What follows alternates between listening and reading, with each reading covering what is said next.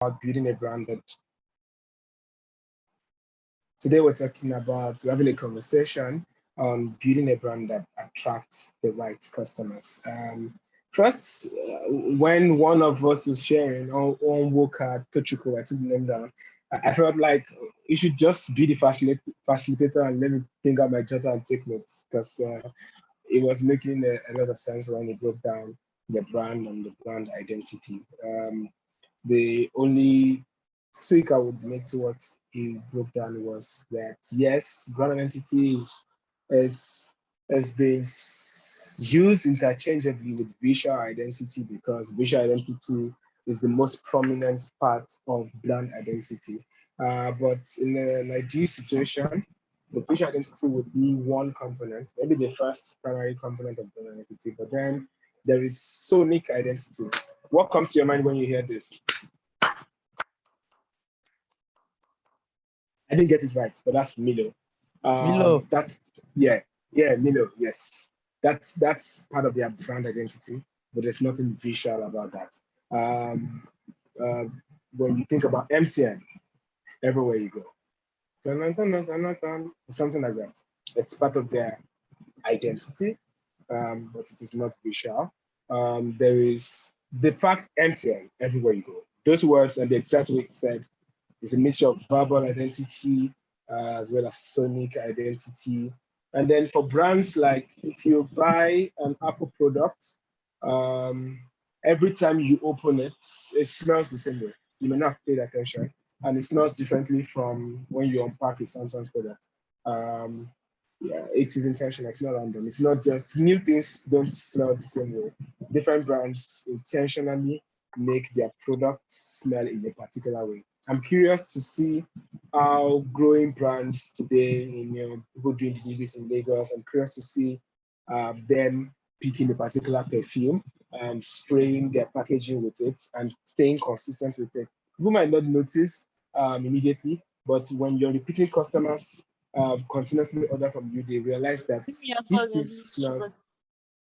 Come again? People look at these names and come with something.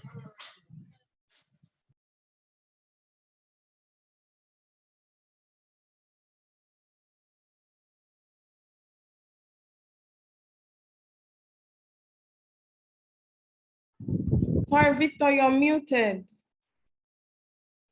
Oh, I guess someone was trying to mute someone in the audience and muted me by error. Okay. So I'm curious to see, small businesses maximizing smell, for example. There's a word for it. There's a word for that type of identity. But then, products smell in a particular way, products, brands sound in a particular way, and then brands look in a particular way. That's visual identity. But yeah, it's used interchangeably because it's the most sensory identity. I think that's the term. There's another, that's very close. Yeah, but there are different aspects. You have to go mute, please, for some sounds. There's some sounds. Okay. I will just proceed. So when we asked the question, when Bolani asked the question about what comes to your mind when you think about Apple, and they were answering like class, immigration. What I want you to know is that if you ask that question about just any brand at all, whether taking branding seriously or not, people would have an answer to give. And the insight from that is that whether you're telling your story or not, there's a story about you. There's a story about your brand. It's now a case of, do you want to leave it to chance for people to make it up, for people to create it, or do you want to be a part of telling that story? So they say the hunter and the lion, as long as the hunter tells the story, the hunter is always the victor. So the hunter is always it's always on top of the situation, depending on who's telling the story. So when our brands sit down and be intentional about what would be said about their brand or not, something will be said about your brand. Because everybody, if you think about your friends right now, and you were asked to describe your friends in 3 words, you will find answers about every single friend you know. Even someone you met just last week, you would summarize them in 3 words. Whether you're accurate or not is a different ballgame. Now, what we're trying to do when you're paying attention to branding is, like I said, whether you pay attention to branding or not, you're a brand and there's an opinion people hold about you. What you're trying to do when you pay attention to branding is you're trying to influence that thing that people think about you. Many businesses say all you have to focus on is great product and great service. Of course, great product and great service is at the center of everything we're talking about, but it is never enough because many other people are delivering good products and good services. Your differentiating factor can't be except, which is why a lot of businesses in different part of the world actually do so well without paying attention to branding by just delivering well. You know why? Because mediocrity is endemic, right? So where there's a lot of mediocrity, the one business that is delivering, or that's doing well, really doesn't need to pay attention to anything else. The fact that they're doing well is their branding because not many people not many people are doing great. But in matured economy and in increasingly matured economies like in the tech space, or I mean, even over here, sectors are maturing more and more. Everybody's leveling up, and the basic standard, the minimum standard is being raised. As we raise the minimum standard on quality, it's not a case of I do good work, you do good work. Why should people choose me, right? So people would choose you by you shedding light on what is unique about you. And your story comes to play. Determining which attributes you want to claim comes to play. Determining the thing about knowing who you are and how you want to be represented is that the moment you're very clear on it, you become more consistent. Usually, I can be generous, right? um, Generous, I can be playful, I can be engaging. These are all three positive things, but I can decide that the part of me I want to put forth the most is generosity because none of my competitors are putting that. Number one of my, let's say, trying to woo a partner, a potential partner, and I'm just trying to make human beings look like businesses in this case, right? I'm not asking you to sit down strangers and compete with people when trying to use someone. But yeah, it helps to illustrate if I was one out of three people that a potential partner could be choosing from, and I'm thinking, okay, I'm generous and playful, I'm engaging, I could analyze what they are pushing forward. And I might discover that generosity is one thing they are not putting ahead, and I choose that as the attribute that's pushing ahead. But in making that choice, I'm also conscious that the person who I'm trying to influence values generosity. So there's a balance between what is true about you and what makes sense to your target audience.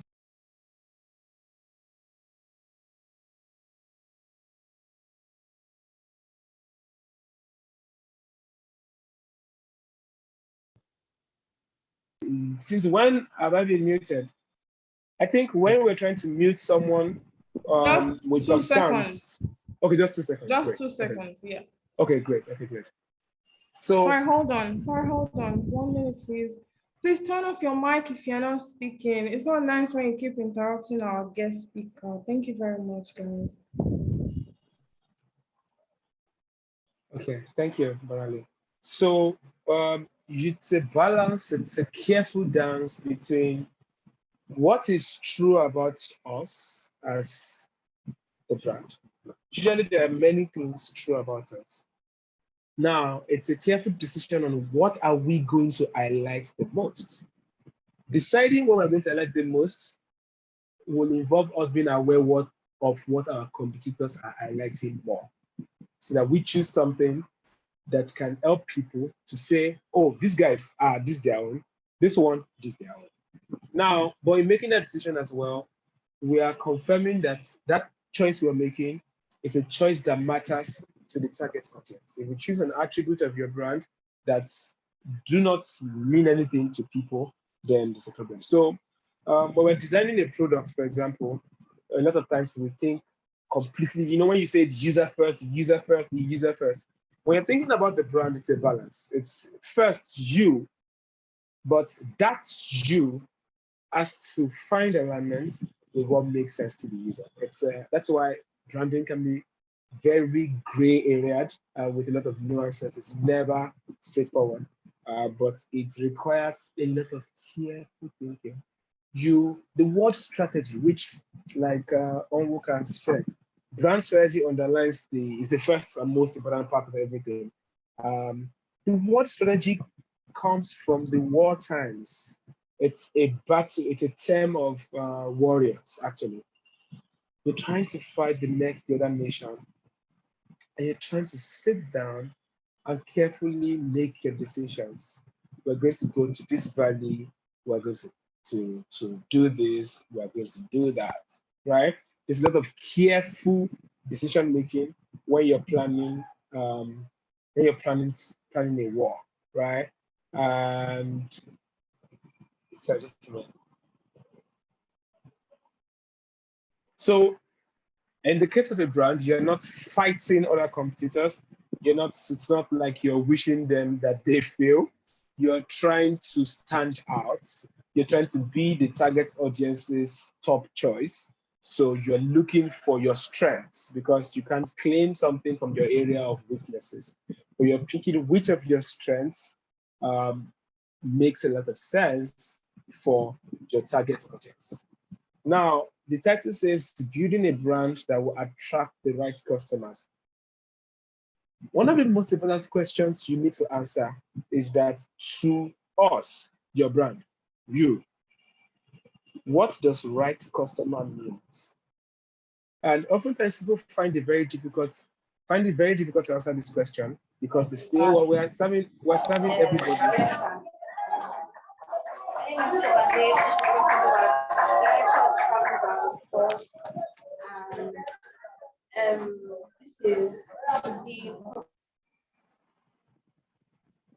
Oftentimes you're saying, well, our business is open to all kinds of people. The question with target audience really isn't that we're saying pick an audience and do not sell to anybody else. That's not the point. The point is what category of everybody needs your product the most? Yes, that's the question you're trying to answer. And there's always an answer, no matter how much of everybody you're targeting. There is, if you put careful thought to it, you will be able to narrow down whose attention do you care about the most? Who can you best serve? Because you're solving a problem as a business. The question is, who are the people who have this problem the most? Depending on what your pricing model is, if you are being affordable as a business, or you are being or affordability is not your first priority, or you're not trying to, by being affordable, you're able to serve more people. But depending on your business strategy, you might not be able to, you might not be trying to serve the most people. You know, the different ways to become a millionaire or billionaire. You can sell something for 1,000 naira and sell it to 1,000 people, or you can sell something for 100,000 naira and sell it to 10 people. So there's just in between the mass product and the premium product, and there are several levels in between. Depending on what you're choosing, you are able to say who needs our product the most. If you have a premium product, it's a question of who needs our product the most and can afford to pay our premium pricing for it. What kind of people are they? Who are they like? What do they like? Where do they find their information? Where do they spend most of their time? How do they go about looking for answers to their problems? If it's a mass product, then it's a case of who needs our product the most and how can we reach them? Where do we have most of them? If we're serving Nigerians and your target audience it's across Nigeria, then it's a question of where do we have most Nigerians in one place, right? It's affordable, so it's not a question of class. It's now a question of who needs this the most. If you're thinking about a pure water sachet, for example, as a product, you might say everybody drinks water, right? But people who are actively involved in people whose work is right there in the sun, right? Either in transport business or building business, need the pure water sachet more than me and you, right? Because people who are seated at home have other alternatives, right? if you think about the plastic bottle when Lacasera, I mean, Coke came in with their plastic and eventually knocked out Lacasera. But when Lacasera is a sweet drink for everybody. But as a plastic bottle that it was and it is, its target audience is not everybody. Its target audience is people in commute, people because you can't carry the typical Coke bottle before they add plastics as well. You can't carry it about. It's a family drink. It's something you sit down and drink, right? And finish in one sitting. With the plastic drink, you can close it, move out. It's portable. It's so you would find that before Coca-Cola made plastic bottles, when you're home, you drink Coke or Fanta. When you're traveling, you drink Lacasera. That's it. That's how it works, right? So there's always a target audience, and there's no branding without knowing your target audience. However, the target audience is not the most important part. The most important part is you. But the target audience is there for you to now find a balance between you and the target audience.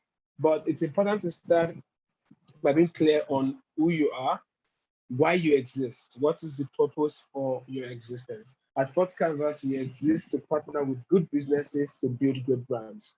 We are not making businesses successful. We are not responsible for that. We are identifying businesses who are already getting a number of things right, businesses with great leaders, visionary leaders, ambitious leaders who have got service excellence covered, who have got so many things covered, but except for the brand component. We're coming as external, we're bringing external perspective. We like to put it this way, we're bringing external perspective to meet internal intelligence. It's a partnership. We're not responsible for the sponsor of any business, but we are responsible for increasing the chances of the successes of these businesses. So we're meeting them somewhere, and we're usually visionaries, business people are they're core on the problem. They want to solve a problem. We come in with the storytelling perspective, right? This conversation is not a direct way of serving that purpose. It's an indirect way. I'm sharing thoughts that can increase the chances of you having these conversations yourself, or insisting that the people you engage think about certain things in certain ways. But that's a purpose. We are clear about it. You need to be clear about your purpose. You need to be clear on your character. What kind of person are we? What are our values? I will always be able to use First Canvas as an example to bring it home for you. At First Canvas, our values include openness. So we can't have a conversation in the company now and someone is arguing or something because that's not how we do it here. It's not. That would be on First Canvas now because we're consistently open to new ideas. We're constantly open to new people. Audacity is a core value for us at Canvas. Right from the story of myself and the co-founder of Canvas, dropping out of Unity, found Canvas, to moving from Accra to Lagos, to we've always been audacious, right? Purpose, we change strategies and work plans, but ensure that the purpose is the central point of, of, of priority. And there's potential that we look at ideas and people not for what they are, but what they can potentially become. You need to have that conversation with yourself. What values matter the most to us? Again, there are about 10, 20, 30 values that should matter to everybody. Honesty, integrity, kindness, there's a long list. But when you're determining your core value, you're saying which ones matter the most to us and that influences the way we do business. Everybody must be honest. But except you are a financial company that has a high chance of being dishonest by nature, I'm just saying, or you're an auditing company that has a tendency to be dishonest, there's no point picking honesty as a core value because that's a basic. You should be honest, right? But if you look at the core values I explained now, openness increases the chances of us creating better ideas for our clients. Audacity increases the chances of us exploring new approaches that has not been tried before. Potential increases chances of us looking at ideas based on what they can become. And the purpose ensures that we stay focused on helping our clients ensure the purpose. So the values are true about who we are, but they influence the way we do our work. What's your character? When we have our clients clarify these things, a recent client strategy we just did, we defined them as Shuri. Is that it, Tim? Is that the lady's name in Black Panther? I think so, Shuri. Yeah, someone can confirm for me if I'm right. But sometimes we use movie characters to represent, we describe personality and we say, you are like this personality, then we describe it. This is the kind of person you are. Fortcamas, for example, we identify as the magical explorer. Yeah, magical explorer. And then it connects to the kind of persons that we are.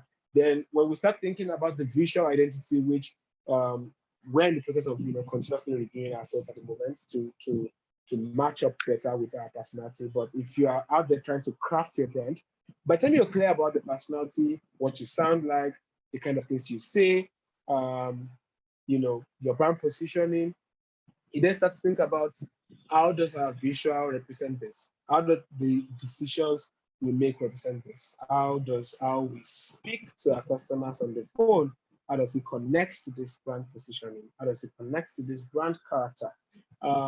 As the magical explorer that we are, for example, we're not really keen about sounding formal or looking formal.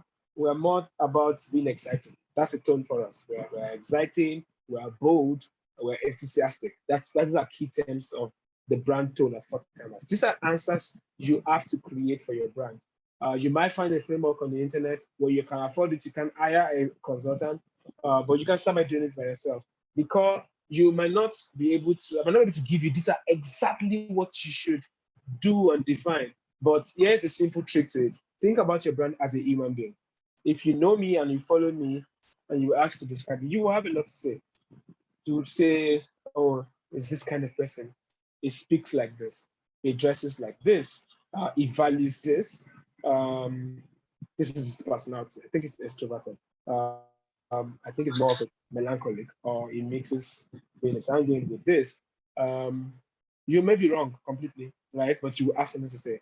The question here is, if you could influence what people will say about your brand, what would you say? So a good way to test this or do it yourself is get a sheet of paper, write the name of your brand, and describe your brand as a human being. If you're Bumpa, for example, say Mr. or Mrs.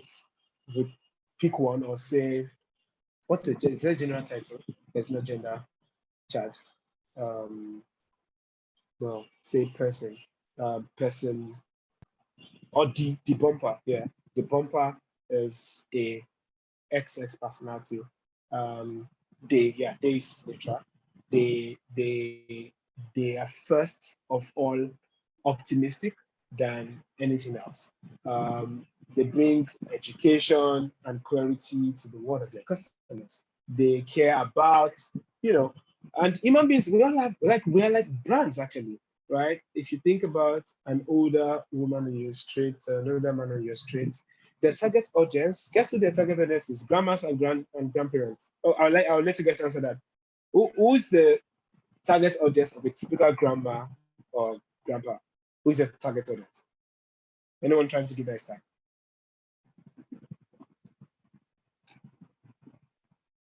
Yeah, children. The youngest of children. The youngest of children. Yeah, that's the target audience, right? So a teacher's target audience is the child with a book, right? Eager to learn something, right? A young man's target audience is a young woman, and a young woman's target audience is a young man, right? That's it. A salesperson's target audience is potential customers. A potential customer's target audience is people who can solve their problems. A financial, or they're different people, right? So whichever way you look at it, now if you are a let's see, health services company. A, there's another company, health services. B, health services. C, there's a type of audience that you all agree you're chasing. People who who are conscious about their health needs, or who are at the risk of terminal disease and all of that. That's the general audience. But your answers, this is how you know whether you're getting your brand strategy right. Your answers must go beyond the typical default answers of your sector. You should include it, but go beyond it. When you're done answering the questions, you should ask yourself, how would another business doing exactly what we do answer these questions? If they would answer it in the same way you've answered it, then you're not there yet. You need to be able to answer it in ways that connect to what is true about your sector, but what is also unique about you. So At the end of the day, everything you're doing in the brand strategy, which extremely, the title of this conversation is building a brand that will attract the right customers. It is extremely clear that you are clear about who you are and who the right customer is. Then you can start to answer the questions in between of drawing that connection. You should know that the brand has not so much to do with this service, right? It's a barest minimum if you're trying to build a great brand that your service is good, that your product is good. This is not a conversation about delivering on time or ensuring this or being fast or being effective. Brand is not that conversation. Brand is emotion. Brand is what do people remember. Brand is how are you different. It's not do you look good. Brand is saying brand is not just do you look good. That's the difference between a graphic designer and a brand designer, which a graphic designer can be a brand designer and other ways. But um, when you use those titles, the difference in what the focus of these two people are is that a graphic designer is thinking about making things look good. A brand designer is thinking about making things look good and different, or say different and good. Different first, right? And a brand designer, we're probably defined has more skills than just graphic design, as storytelling, as ability to guide other areas like Sony. They don't need to be sound producers, but they can guide what is being done. They can guide copywriting. Oftentimes, they can write copywriting themselves. While a graphic design is a big skill set in bringing the brand to life. But before you go into all of that, before we get to colors or logos and all of that, the way for your brand to successfully attract the right customer is when you're bringing form to meaning. Form is what you're saying. Coca-Cola swoosh and Nike swoosh and the Adidas stripes and the Apple's beating Apple and the Dell's, angular writing of Dell and the HP's four strokes. It's all form, but it's the form sitting on meaning. And are you telling the story of that meaning? Telling the story of that meaning is not only about, oh, our logo means this. It's more about this is who we are, right? Our logo represents that. This is who we are. Our name represents that. This is who we are, and that's why we relate to you this way.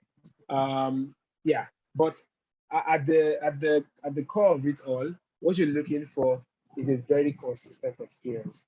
Is that everything now, even including the product and service. By the time you're not thinking and making decision on how to package your products and services, everything now takes inspiration from the brand strategy. The question you want to ask once you've got the brand strategy done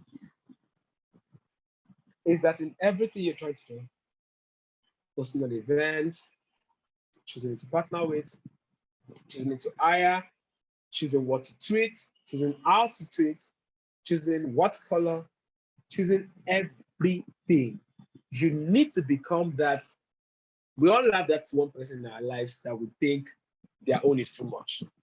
Your own actually has to be too much. Like you know how people are quick to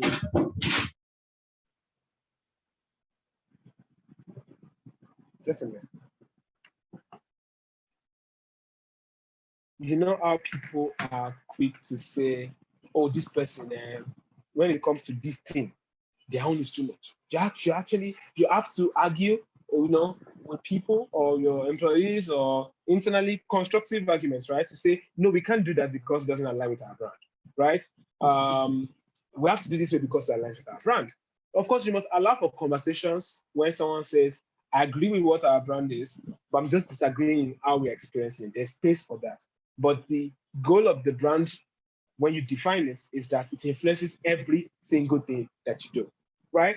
So this whole theoretical thinking side of things is incredibly important to the title, building a brand that will attract the right customers. Now, let me take it a little further to the visual side of things now, which we can all relate to more specifically. When you're designing your logo, please, if you want to take something from this conversation, you must remember that when you're designing your logo is about representing and identifying more than it is about communicating.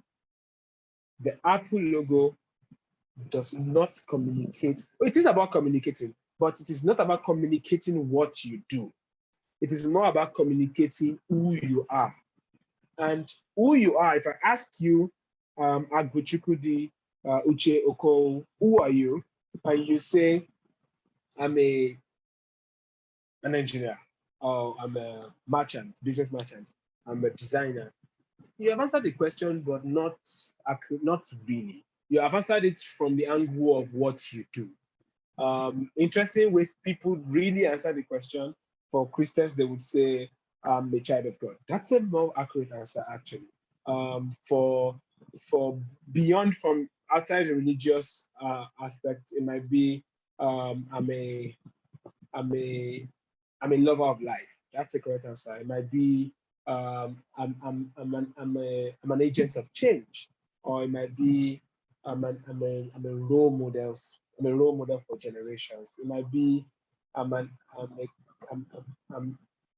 a bearer of love. All of those answers speak to the core of who we are more than what we do, right? When you're thinking about who you are as a brand and what things like your logo should represent, it's more about the core of your either your mission. Yeah, like what Onwuka is saying, and it's a special I saw a notification number, I can't see the okay, yeah, something like that. So it's not the surface level answer.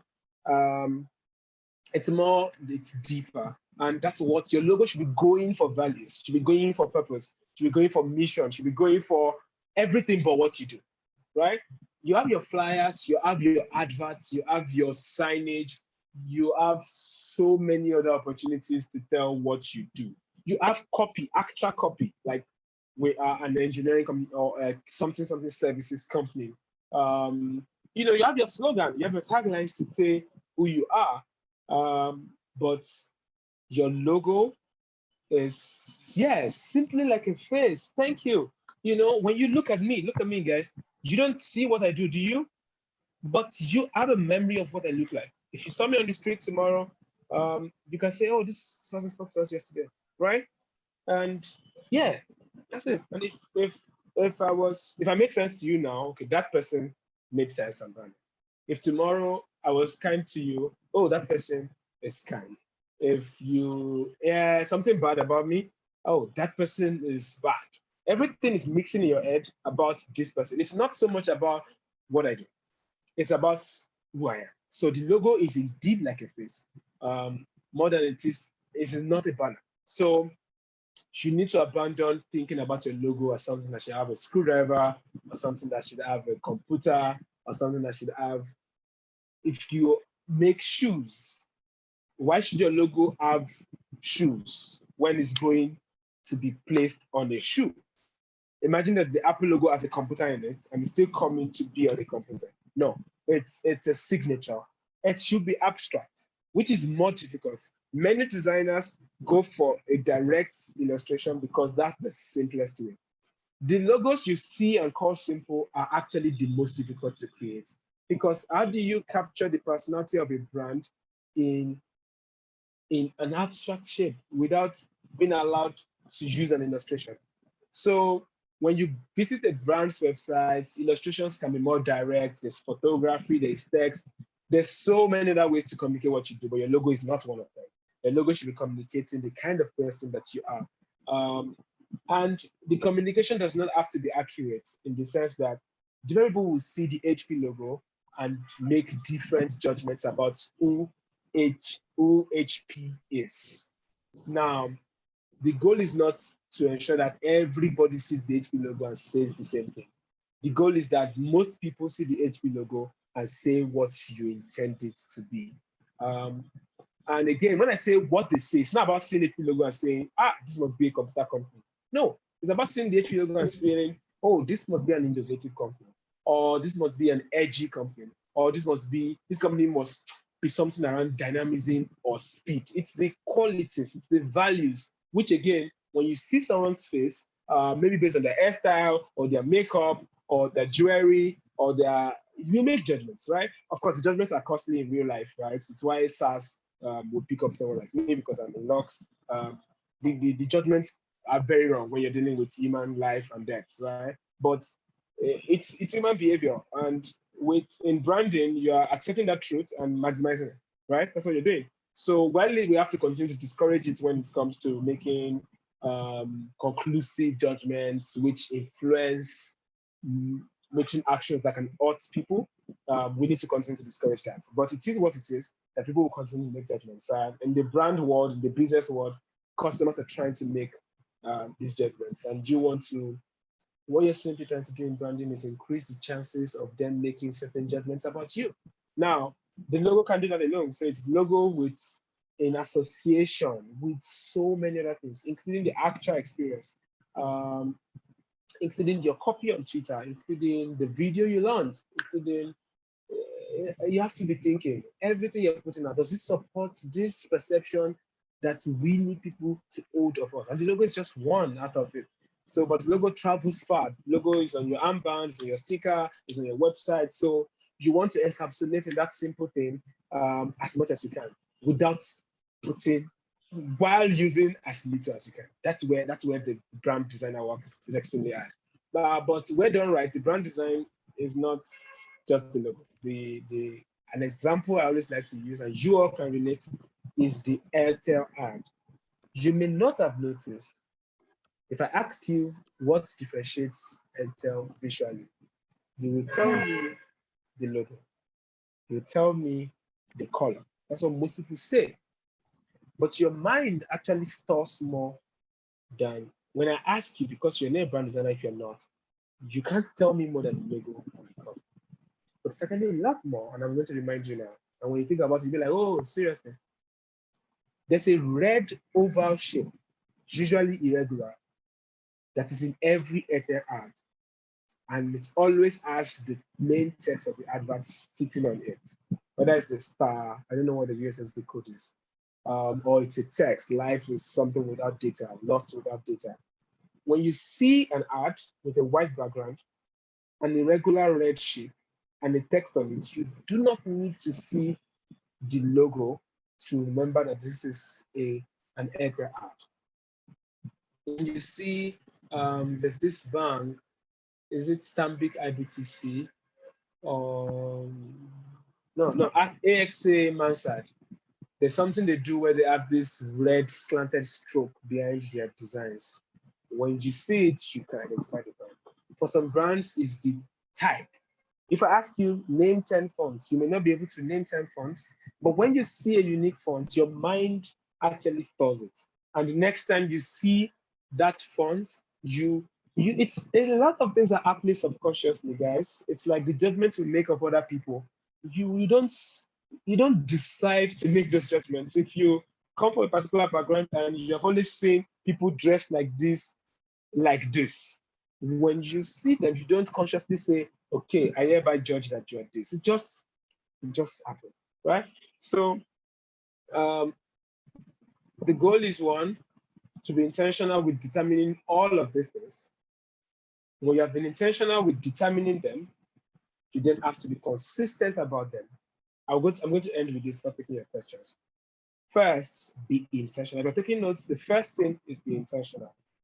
Take time to determine who you are, whose attention you care about, the right customer, what you're saying, what you want your perceptions to be about who you are, about how you're unique, about your purpose. You want to fill in the gap between you and them, after carefully understanding you and them. Now, all of these answers, which can, if you compare 20 different brand strategy documents, they are all different. There's no particular way it must be. You are simply answering it, you're just taking insight from the things that described.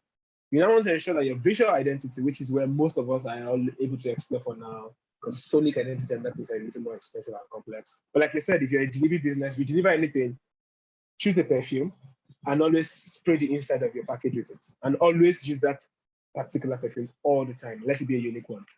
Don't even put it on your body. It's for your business, right? Now, that's just a tip on this side. So be intentional with determining these things. Let your visual identity, your flyers, your ads, everything, let it take inspiration from these blueprints you've crafted. And then please, it's a nice insight for the video business, actually. And then be consistent. There's nothing beats consistency. Nothing beats consistency. If I visit your website and I visit your socials and I see your ad or I receive a package from you, I should know I am interacting with the same brand. The most obvious way to achieve it is the color, but that's just one out of many ways to achieve it. You want to ensure that it feels similar and there's a connection between them. In the way you sound, you can't put out a social media post and you can't. I can't get to your social media and you sound in a particular way. Maybe there's a lot of humor and a lot of informality, but your site sounds like a research paper. There's a mismatch, right? So these are things to keep in mind. But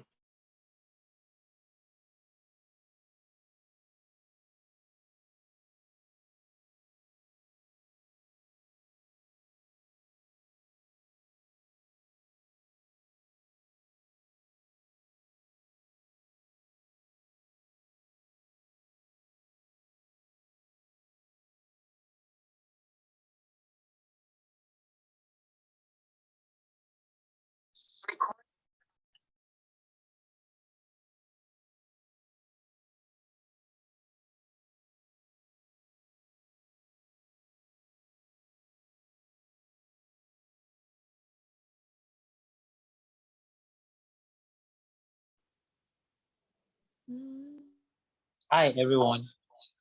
I can't hear anything. Okay.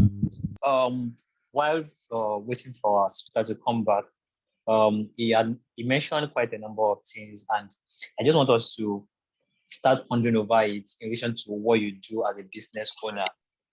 Do you have a consistent look across board? Do you um do you already have an identity that you want to stick with, or do you think you need to rebrand? Do you think you need to recalibrate and see what you want to call your values? Do you want to take it back to yourself and look at your current business, your current target audience, and then what you think they perceive about your business and what you are representing before you now take it back again and look at your visual identity? How am I presenting myself currently? Like he said, it made mention of something that I think is very critical about even the scent, the kind of perfume that comes on products. So those are like things that you want to reconsider about your business. I start looking at it at how do I actually pick up these elements and make it consistent across board. One thing we talked about in our webinar last week was tone of voice, consistency across board. And same thing you mentioned today while he was talking about how you want to speak to your target audience in terms of your logo, how are they placed, consistent across board. In terms of your color, how do you put out your color to people, like in your materials? How are your color positioned? These are like critical things that you need to look into when positioning your brand for the right customer. And again, one thing that you made mention at the beginning that I feel is very critical is when you're positioning your business, right, to the right target audience. Okay. Victor, we are here to hear you. Okay, before you come back, while positioning your business for the right target audience, you need to be sure that what you are presenting actually matches what those people that are your target audience value as well. So if, for example, now I'm into luxury, a luxury brand, for example, now, and my target audience are people that love luxury. I cannot present. Can anybody hear me?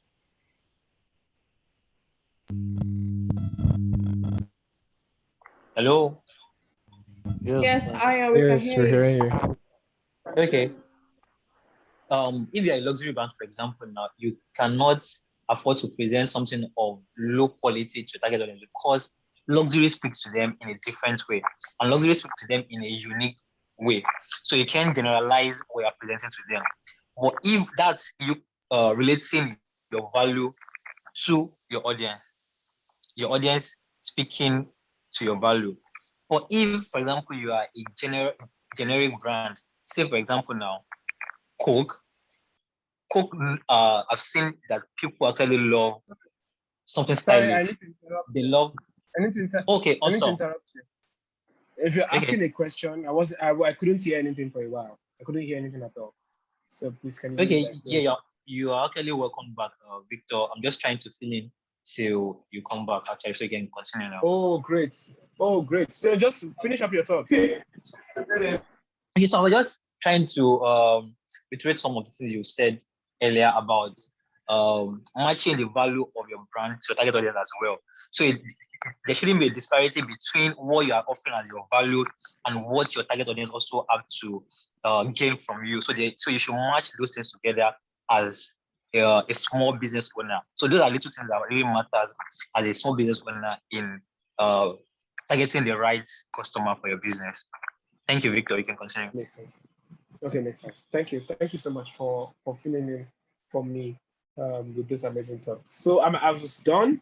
My network disconnected at the perfect time because I was just done and I was opening the floor for questions. I don't know how we coordinate the questions, maybe it's in chat or people raise their hands first, but yeah, we're at that stage now where we can, you know, take Thank you questions. very much for sharing, Victor. That was very insightful. So we can take questions in a very orderly way. If you have a question, please raise your hand and you will be asked to unmute. If you have not been asked to unmute, please do not unmute. Thank you.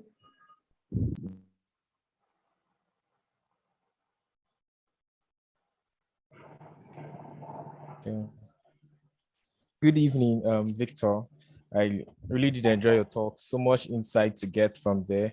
I just wanted to ask a question that always bugs me is how do I truly research my target audience? Because I've realized that that is actually the most important part of both branding and marketing and generally just product design in general. So how do I start the journey of understanding and even knowing my target audience and getting to the point where I can use that information to create brands that actually tell a story and live on in posterity? Okay, great.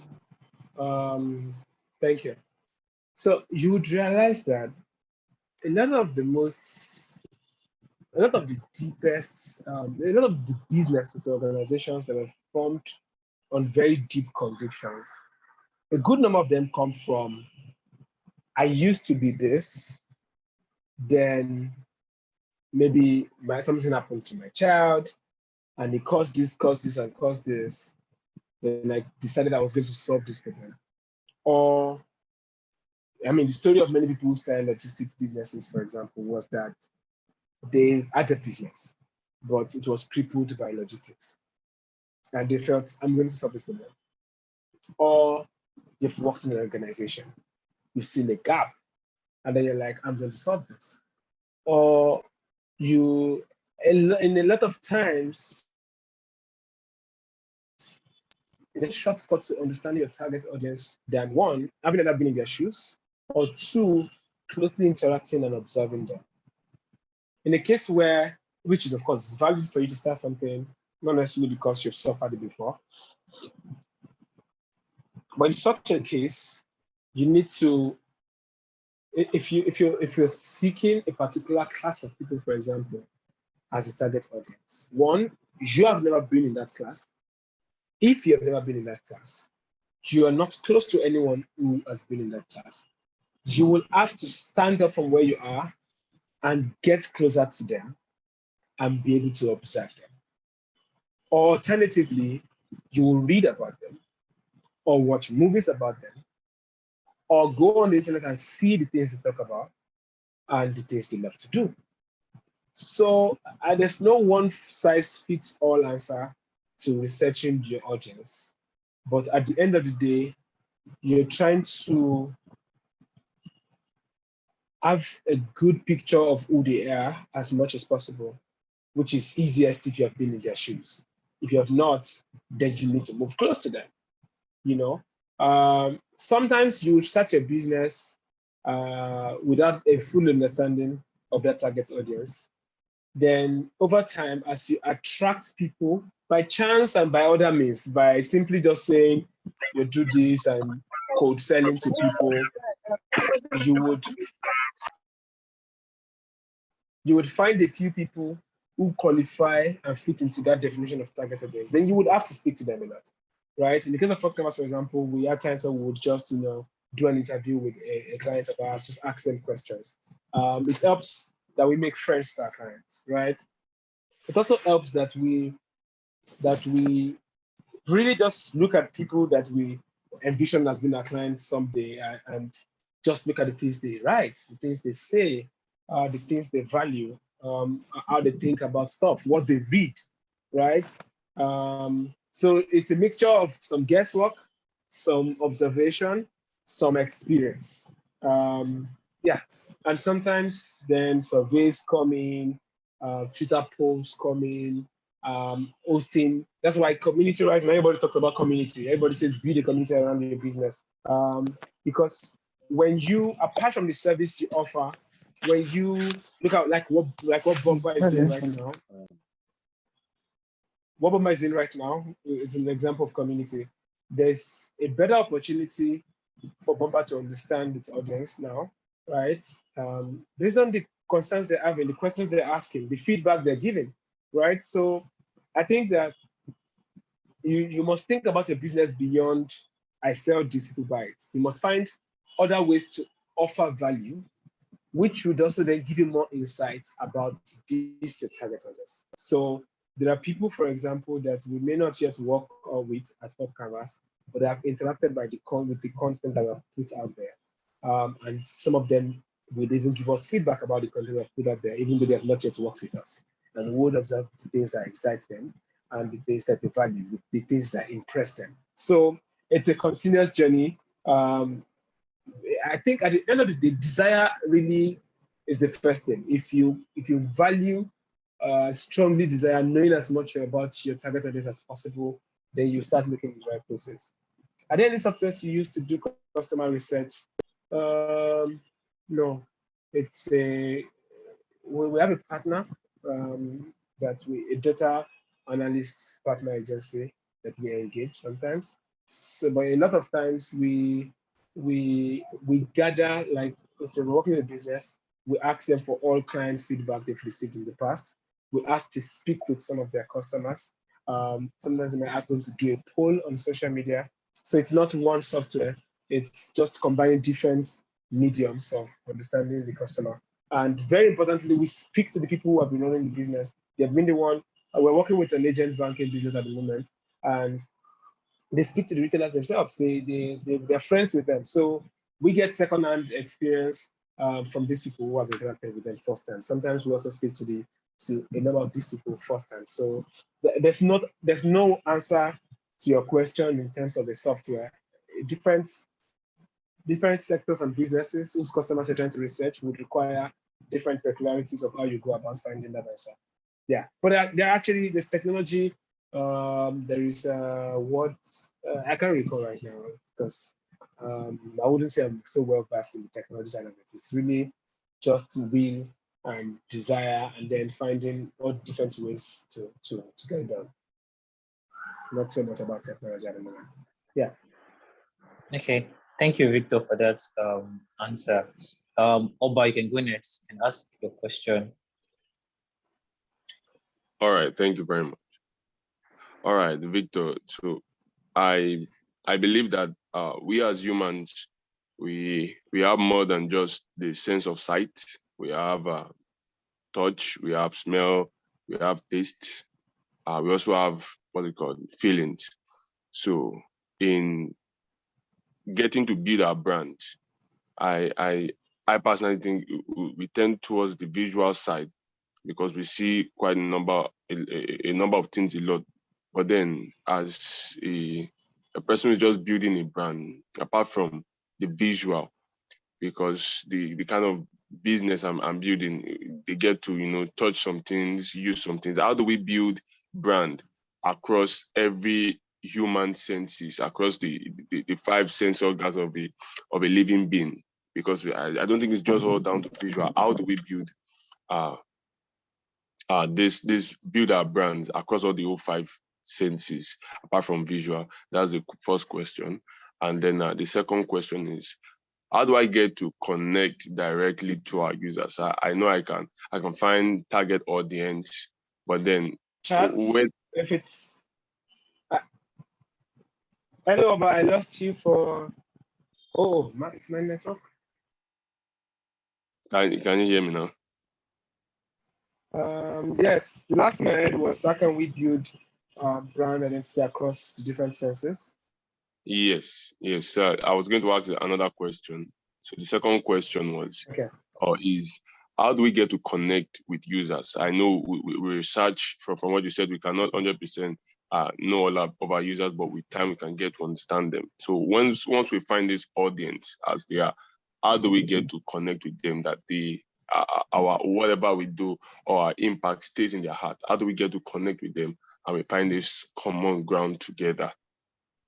Those are my questions. Okay, good. Thank you. So first, in my earlier conversation, I did not only speak about visual.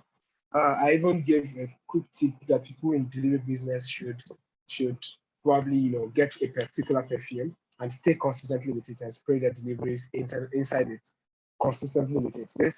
That is looking well. Everybody knows about the sense of seeing, but there's a sense of smelling. That's one quick way to go about that. Fragrance, right? Ensuring all your products smell in the same way. But so there's consistency, right? If you're consistent with any smell, people start to notice it. But in deciding which smell, you need to make the subject. It's like color theory. There's no factual way to say this color represents this. No, it depends on how you look at it, and it depends on how you are trying to make that connection. So, but you need to just intentionally ask the question: does this smell feel like the personality of our brand? Which there's no perfect answer to the question, but you need to ask it and be intentional about the choice you're making. So, feel, for example, if something can feel smooth, something can feel rough, and sometimes in the case where there aren't too many possible, people aren't so used to too many different types of what something feels like. Sometimes the decision you're trying to make at that point is not only about if it fits into your brand, it's also if it feels different. So if most people feel in a particular way, you can choose a material that feels different. Of course, without hurting function. If a particular way it feels serve the best purpose of delivering like what people want to use that thing for, then you want to stay with it. So again, in brand identity, there's some things you compromise on, there's some things you stand out with. There's some things you say, oh, you know what, I'm going to stay with the industry standard on this. And some other things you're going to say, I'm going to be different with this. So the answer really would be, is just considering what are the different ways these products feel. Can we use a different texture for us, but in a way that does not hurt the standards, right? And as we're deciding what ours feel like, we'll be checking if it connects to the kind of person that we are. But again, you are going a lot into materials, right? You're going into a lot to different types of materials. We're trying to do that, which is why the reason why visual is the most popular deployed form of identity is that it's the easiest. To be honest, it's the easiest and the cheapest. If you want to go sonic identity, for example, you are thinking of music production, which involves a lot more money, a lot more time, a lot more rights conversations. With visuals, it's a lot simpler. So it's like the hanging fruit, low hanging fruit thing. So, but yeah, there's sonic identity. You're determining what your brand sounds like. Visual, you're determining what your brand looks like. Feeling, what it feels like, texture-wise. There's also feeling in terms of like emotions, which comes from storytelling, which comes from what you call what slogan you use to call what. Very importantly, how people are welcome, how people are spoken to, both on a voice call or in an article or in a message reply or in an Instagram tweet response, that affects how people feel. I'll give an example of smell. For example, just imagine, nobody has done this. And in fact, I personally am thinking about it for the first time this way. Just imagine that Hmm. Thanks for asking. I never thought about this. But imagine that every time you enter a GT Bank branch anywhere in Nigeria, they all use the same type of air freshener, one that is unique. You will notice that over time, people start to pay attention to it. And the more consistent something is, the more we respect it. Don't you notice your friends who do a particular thing in a particular way? Maybe if you think of Seth Godin, who wears a yellow glasses all the time, changes every other time but never changes the glasses. There are people who wear a particular type of shirt, a particular type of cap. You start to notice it. And you start to think there's something about them, right? Because it takes a lot to be consistent. So at the end of the day, with branding, what we're doing is signaling. We're signaling excellence. We're signaling uniqueness. And then we successfully achieve that, we make people feel, oh, there must be something about them. So look at the example again. That's something physical outlets can achieve. Just imagine that right now there isn't really nobody. I've not noticed any bank that has that. The Union Bank branch in Ibadan, the manager decided, oh, let this smell good, and they just put something that smells good. The one in Lagos or the one in Yaba, people just do things, right? But the more detailed the brand exercise is, the more we can start saying, this is what we smell like. This is what every branch smells like, right? That's a way to, if you either you have an office or you sell something physical, then that smell is an example. If you're a digital product, then there really isn't the way you can explore smell, because we have not yet gotten there with the virtual world. Yeah. So in terms of connecting, how do you connect with the target audience? Well, you connect by telling your story, by telling their story, and they're finding a connection between your story and their story. And lastly, by being different. First, let me start with difference. If you enter the room, do you know Lady Gaga, right? She's unmistakable, right?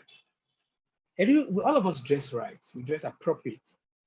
The person who dresses crazily gets the attention of everyone, right? It does not mean embrace craze and lose yourself, but there's something to learn from it.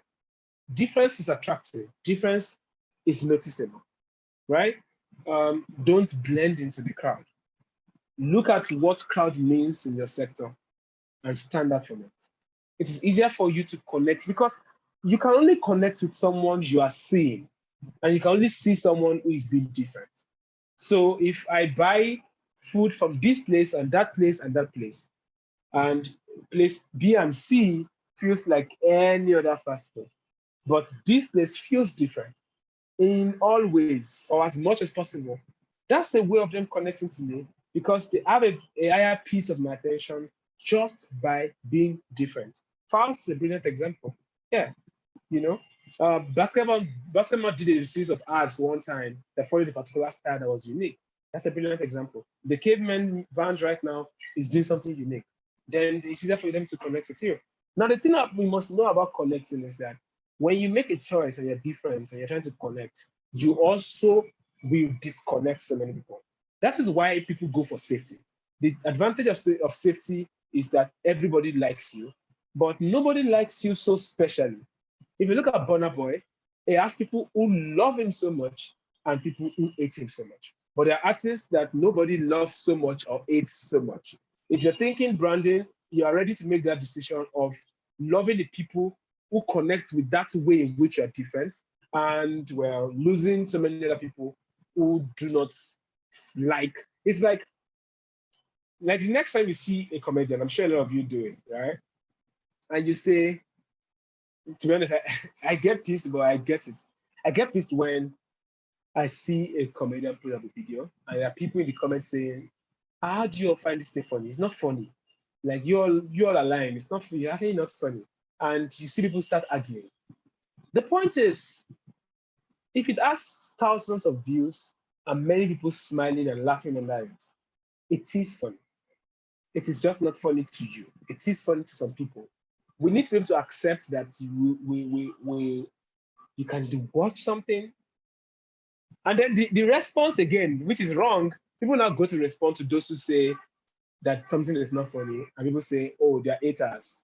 They're just trying to pull this person down. Actually, they could have been more reasonable by not putting out their comments.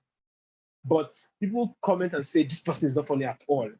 It's not like they're being haters, actually. They really mean it. That joke is really not funny to them. The people who say, God, this is so hilarious, they're also not trying to, they're not being psychopaths. They really find it funny. And we can achieve more peace in the world if we just come to terms with the fact that something can be very funny to something else and not very funny to the other person. Now, there are some kind of jokes that are actually funny to everyone. It doesn't make them better. The way those jokes excite all of us, it excites all of us around 50%, 60%. That's how it makes us feel. Those ones at the edge, to the people who find them funny, they're the funniest things ever. The emotion is like 90%. To those who don't find them funny, it's like 20%. That's why the two people fight, right? Messi, Ronaldo, Davido, Whiskey. To the guy who is a Whiskey FC, Whiskey is really the best thing since sliced bread. And he really means it. He can't understand it when you rate the video. The same thing for the guy who loves endless music. But again, that's your choice. The greatest branding really is the one in which you are not neutral. You must be able to live with many people loving it and many people hating it. You know why? The commitment, the loyalty, the chances of the people who love it deeply, evangelizing about it, rooting for it, fighting for it, is so high that it makes up for the few people, or no matter what the number, who hate it. But when you are saved, nobody loves you that passionately. Nobody hates you that passionately. Rather that you have people who love you passionately and those who hate you passionately. From a brand perspective, that's actually more effective for driving your brand growth. So connecting with people will have to do a lot of boldness of being different. But back to the first three things I said, your story, their story, and the connection. People who have something unique about their founding story, or something unique about the day-to-day story, or something unique about how they went the extra mile to serve a customer, or something unique about how this thing led to this, or there was this day. People who tell their stories get our attention. Don't fake it. Just look closely. What are stories worth telling? Either about how we started this business or about how we're doing it daily. There are stories, it's all there. Sometimes the story is really unique. Sometimes it's actually a plain story, but your way of telling it makes it look more unique. You get people's attention by telling your story. You get people's attention by telling their story, right? By telling stories of customers you've served, by telling transformational stories, by telling the story of the pain that they go through, right? And then there's the connection. The story, your own story you're sharing makes sense to them because they can find their place in that story as well, right? It's why artists do a lot of grass to grace, because they understand that a lot of their customers can relate to the moving from grass to grace, or some of them are still on grass, right? That's why even people who didn't have grass to grace story find a way to form it, but it's deeper when it's true. So yeah, those are different ways to connect with people. What extra length are you going to fulfill? That's why purpose is important. You must sit down and understand and redefine and be very clear about why you exist as a business. What would the world be missing if you did not open that business? Now that you open it, what would the world be gaining? How do you go the extra length every day to satisfy this? If you're doing business on Valentine's Day, you had to go the extra mile to ensure some things were delivered up on time, even though it meant extra cost for you. That is the story. Should you be going extra mile to deliver your service to your clients? Yes. If you're not, are you in business? Not really. Well, maybe you're in business, but you don't have a brand. If you're not ready if you don't have what to stand for and you're ready to give anything for. Now, if you're standing for something so well and you're giving everything for it, then you have so much stories to tell. And if you're telling that stories, you're connecting effectively with people.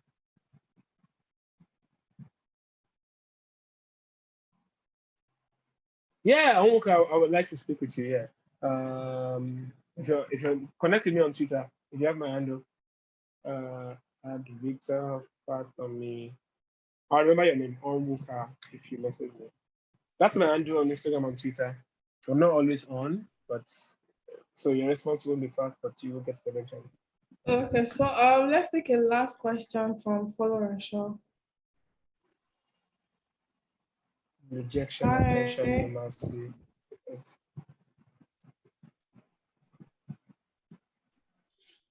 Hello, good evening, Mr. Victor. Really appreciate you for really appreciate for what you've done already. So actually, my question is on this. Maybe I sell a digital product online, and I've been finding it difficult to get in touch with customers. So I don't know. I've been doing all my best, and designing different logos and others just to make sure to draw the attention of the customers. But it still seems it's not working well. I don't know. Are there other tips that which will be very effective, which I don't know about, that you can share with me, sir? I need you to phrase your question again. Hello, sir. Hello. Hello.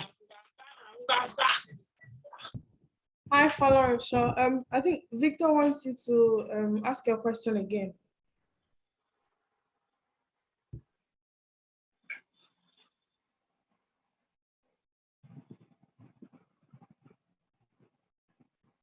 Hello. I know I can listen now. Can you rephrase your question? Okay. I mean, I sell a digital product online. So I've been on it for long, but I haven't made any sales on it. At least I've been trying my best designing different logos just to captivate and draw the attention of those customers. But it seems they are not like responding. Some of them will just view the logo, view the product at which I offer. They will just like, which type of product is this? Maybe they are just like looking at the product. Maybe this type of person is trying to scam them or take away their money just for, with all those excuses you see from customers, the rejections and all that. But I'm just saying that what are the most effective way of captivating the attentions of those customers?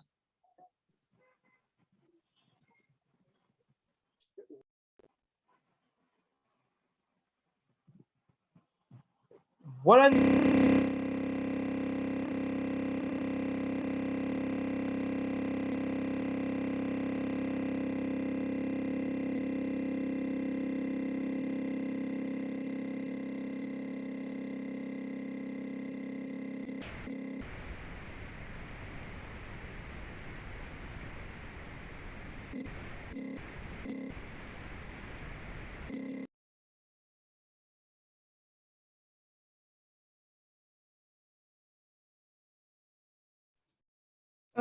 I think Victor, is your network back on? I'm not sure, network is really terrible today. Yeah, it's general. Okay, so pending the time that Victor comes back on to answer that question, I would like everyone to please just share something that you learned in the comment section. I'll be checking. Please share, even if it's just one thing. What have you taken from this event? Please type. Thank you.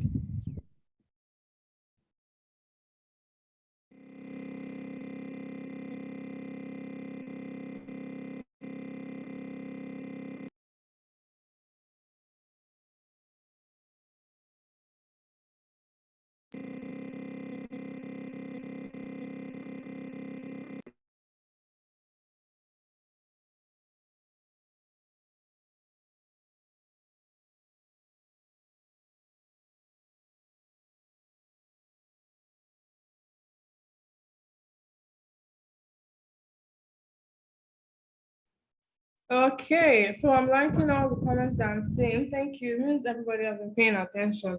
We're a little out of time. We don't have a lot of time left. So I'm just going to take us through the content creation aspects. Okay, awesome. I like this comment. Your logo is like your face. Exactly.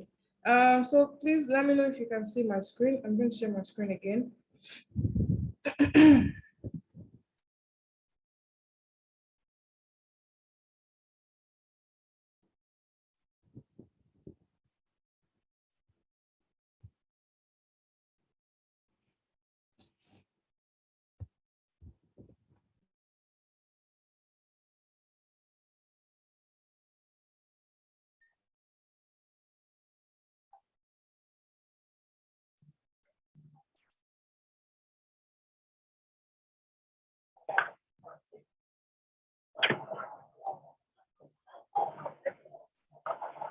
Okay, so I'm sharing my screen in 1 minute.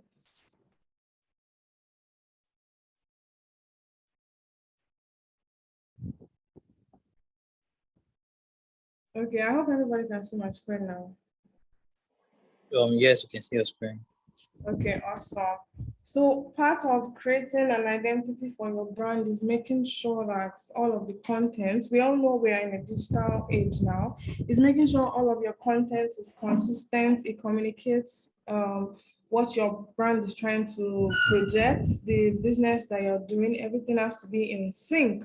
So I put together a list of useful apps that can be used to create content for your social media pages, just to like tie it all together. So one of them is Canva, the other one is Lightroom, Adobe Spark, Design Wizard, ISO.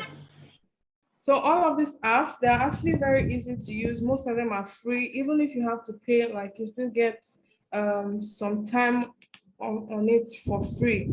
So the one that next month, we're going to be elaborating more on social media and content creation. But for now, I'm just going to take you through a few things about Canva. Now, Canva is, I don't even know how to describe Canva. Canva is something that I find very useful. This presentation, I put it together with Canva. It's just very easy to use, and it can be used to do a lot of things like social media posts, branded images, even your logos, your resumes, official documents, your customer reviews, Instagram stories, color coordination for your social media pages. And the fact that you can create templates and then keep going back to it is something that I find very useful on Canva. So what that means is that you don't need to create a new, how do I put it now? You don't always need to create a new file every time you want to do something new. Like let's say you want to announce a sale or you want to post a new product and you just want to give it maybe your color codes, like you want to make sure the color is in sync with your brand colors for identification. You don't have to start from scratch. You can go back to a template you've already used and just take it apart and put it all together again. So I'm going to open my Canva now.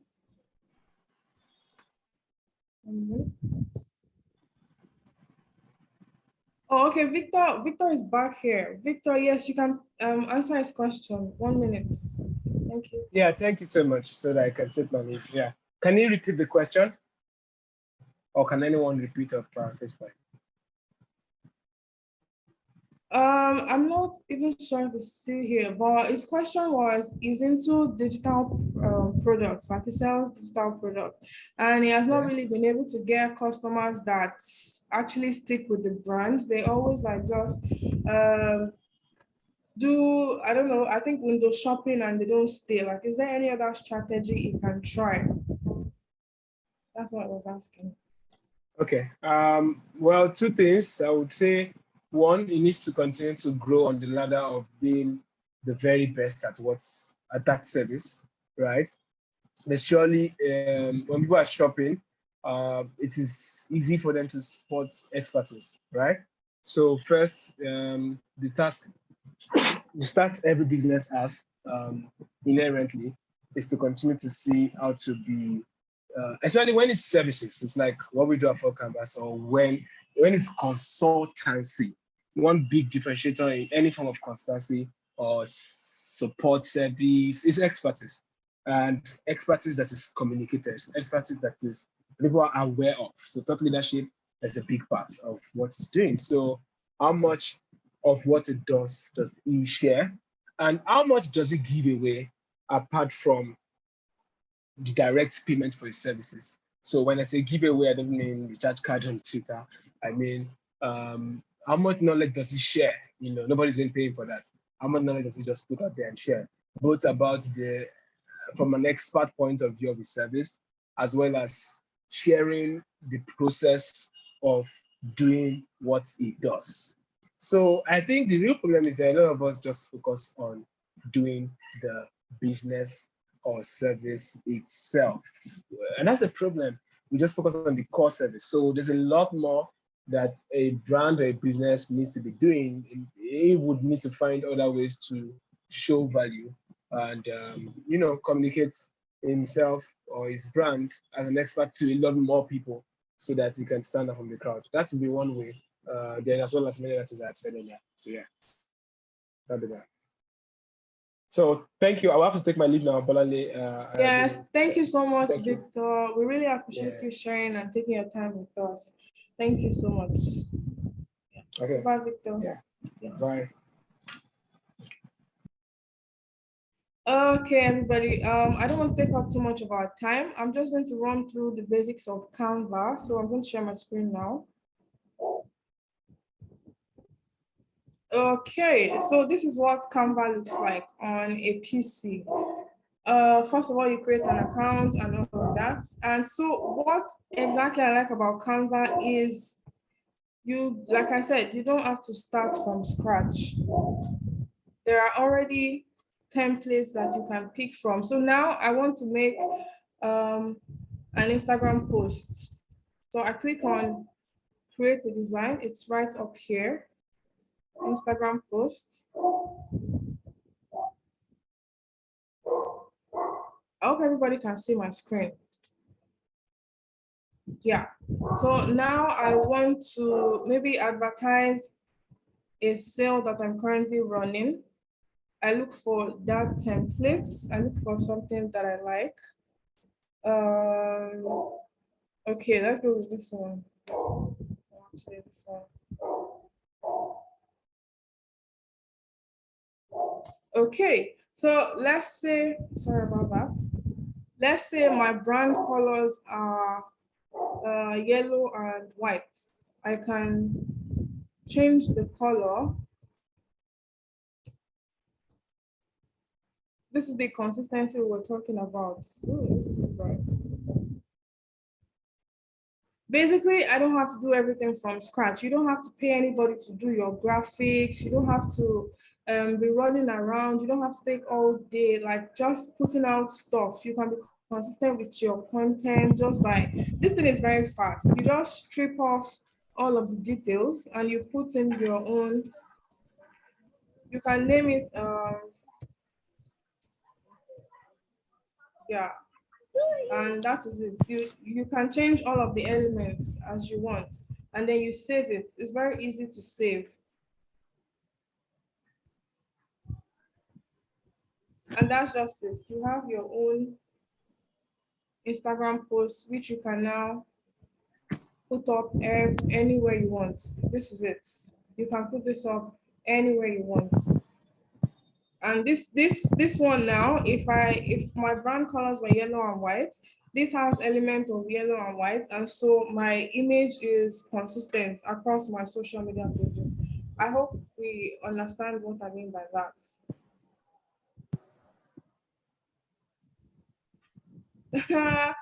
Ola Philip says I'm using our brand colors. Yeah. Okay. Hello, Bolale. Is it possible you take it again? Oh, okay. Thank you. But very quickly because we've run out of time. Okay, let me do something else. I'll start from the beginning. I hope you can see my screen. So this is Canva. This is my own page. Let's say I want to create a flyer. Yes, a flyer this time. Let me make a flyer. My brand colors are still yellow and white. Let's say, what do I want to sell this time? I sell gadgets. Yeah, like I'm someone who sells gadgets, phones, computers, things like that. Yeah, and I want to make a flyer about something happening in my company. So I click on this, on the flyer itself, the template I've chosen, and I change it to my yellow. There's yellow here. Okay, and I strip I'm using the name Edit Shop.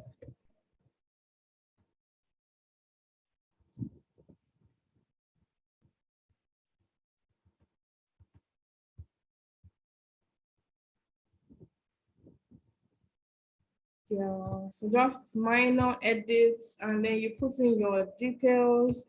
Monday by 5 p.m.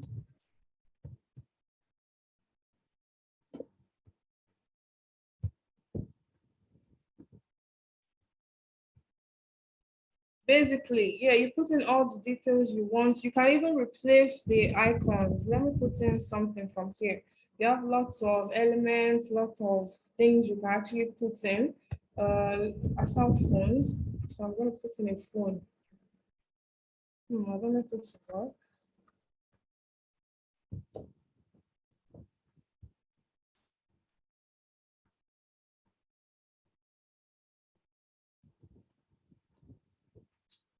Sorry, I'm a little bit picky with my own designs. Yeah, this works for me. This is very juvenile, but if you're trying to like describe things from your own store, you can just search for images, just strip it down and put it all together, and then you save again. Can someone import? Yes, definitely. This is a PDF. I mean, yeah, definitely. That's by clicking on uploads. You can upload different media from your computer, different things that you want to put into the file. So Canva is very, very easy to use. Okay, that is going to be it for this evening concerning the social media calendar, the template that we created for everybody. You will get it in your mail as soon as this meeting ends. So what that is basically is just for people who are not so good with content. It is like a guide. It serves as a guide for 1 week of posting on social media. If you don't know what to post, okay, sorry, let me share my screen again. So I'll show it to you. Again, I use Canva to make this. Yeah.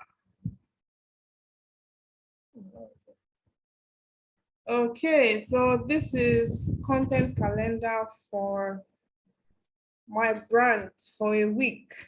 So on Monday, what I'm going to do is post promotional content about my business.